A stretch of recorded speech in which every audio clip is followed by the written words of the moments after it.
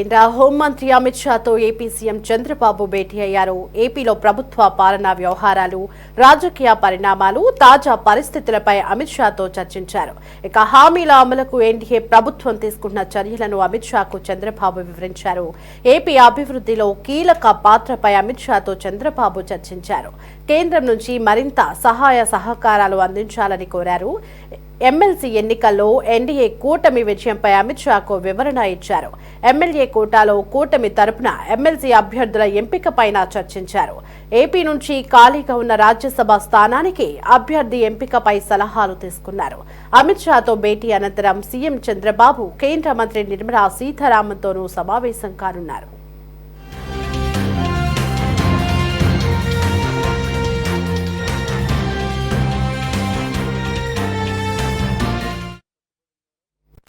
Right, ఇక ఇదే అంశానికి సంబంధించి మరింత సమాచారం మా కరెస్పాండెంట్ రామకృష్ణని అడిగి తెలుసుకుందాం. ఎస్ రామకృష్ణ, కేంద్ర హోంమంత్రి అమిత్ షాతో సీఎం చంద్రబాబు భేటీ అయినట్లుగా తెలుస్తోంది. మరి ఏ అంశాలపై చర్చించారు, ఆ వివరాలేంటి? దేవి, రాష్ట్ర ముఖ్యమంత్రి చంద్రబాబు ప్రస్తుతం ఢిల్లీ పర్యటనలో ఉన్నారు. ఆయన కొద్దిసేపటి క్రితం కేంద్ర హోంశాఖ మంత్రి అమిత్ షాతో భేటీ అయ్యారు. ప్రధానంగా రాష్ట్రానికి సంబంధించినటువంటి ప్రభుత్వ పాలనా వ్యవహారాలతో పాటు తాజా రాజకీయ పరిణామాల మీద కూడా చర్చించినట్టు తెలుస్తా ఉంది. అమిత్ షా కూడా రాష్ట్రంలో జరుగుతున్నటువంటి రాజకీయ పరిస్థితుల గురించి ఆయన కూడా ఆరా తీసినట్లు తెలుస్తోంది. ఇప్పటికే రాష్ట్ర ప్రభుత్వం ఎన్నికల ముందు ఇచ్చినటువంటి హామీల నేపథ్యంలో ఏ మేరకు వాటిని అమలు చేశాం, దానికి సంబంధించినటువంటి వివరాలన్నింటినీ కూడా ముఖ్యమంత్రి చంద్రబాబు అమిత్ షా దృష్టికి తీసుకురావడం జరిగింది. అలాగే ఈ బడ్జెట్ లో కేటాయింపులకు సంబంధించి ఏ రంగాలకు ఎంతెంత ప్రాధాన్యత ఇస్తూ బడ్జెట్ లో కేటాయించాము, దానికి సంబంధించినటువంటి వివరాలను కూడా ముఖ్యమంత్రి చంద్రబాబు అమిత్ షా దృష్టికి తీసుకురావడం జరిగింది.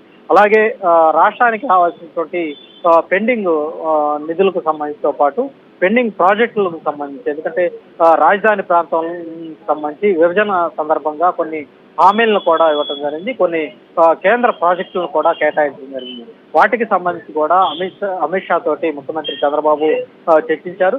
కేంద్ర సంస్థలు త్వరితగతిన రాజధానిలో వాటి నిర్మాణాలను ప్రారంభించే విధంగా, భవన నిర్మాణాలను ప్రారంభించే విధంగా కూడా చర్యలు తీసుకోవాలని, చొరవ చూపించాలని కూడా ముఖ్యమంత్రి చంద్రబాబు అమిత్ షాను కలిసి కోరటం జరిగింది. దానికి అమిత్ షా కూడా ఏవైతే కేంద్ర ప్రభుత్వానికి సంబంధించినటువంటి సంస్థలు ఏవైతే ఉన్నాయో వాటికి సంబంధించి భూముల కేటాయింపు కూడా జరిగినటువంటి నేపథ్యంలో వాటి నిర్మాణానికి సంబంధించి పూర్తి స్థాయిలో సహకారం అందిస్తామని కూడా అమిత్ షా ముఖ్యమంత్రికి హామీ ఇచ్చినట్టుగా కూడా మనకైతే సమాచారం అందుతుంది. అలాగే కేంద్రం నుంచి మరింత సహాయ సహకారాలు అందించాలని కూడా అమిత్ షాను ముఖ్యమంత్రి చంద్రబాబు కోరినట్లు తెలుస్తోంది.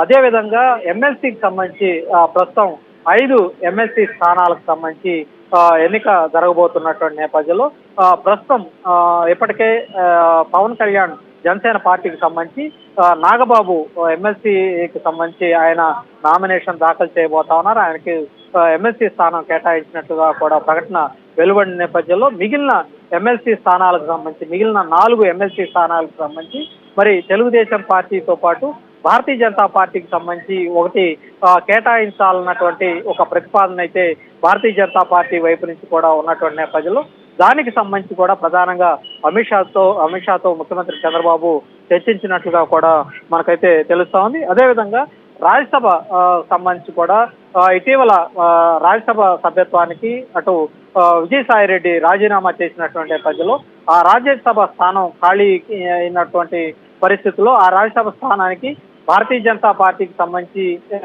ఎవరు ఉండాలా, లేదంటే తెలుగుదేశం పార్టీకి సంబంధించి ఎవరినన్నా నిలబెట్టాలా అన్న దాని మీద ఇద్దరి మధ్య కూడా దానికి సంబంధించి కూడా ఒక చర్చ అయితే జరిగినట్లు తెలుస్తా ఉంది. దానికి సంబంధించి ఇంకా పూర్తి స్థాయి వివరాలు అయితే బయటకు వెల్లడి కావాల్సి ఉంది. మరి కొద్దిసేపట్లో అటు నిర్మలా సీతారామన్తో కూడా ముఖ్యమంత్రి చంద్రబాబు భేటీ కాబోతా ఉన్నారు. కేంద్ర బడ్జెట్ లో కేటాయించిన విధంగా కేటాయింపులకు సంబంధించి కూడా ప్రధానంగా నిర్మలా సీతారామన్తో కూడా ముఖ్యమంత్రి చంద్రబాబు చర్చించే అవకాశం అయితే కనిపిస్తా ఉంది. Devi. Right Ramakrishna, thanks for the updates.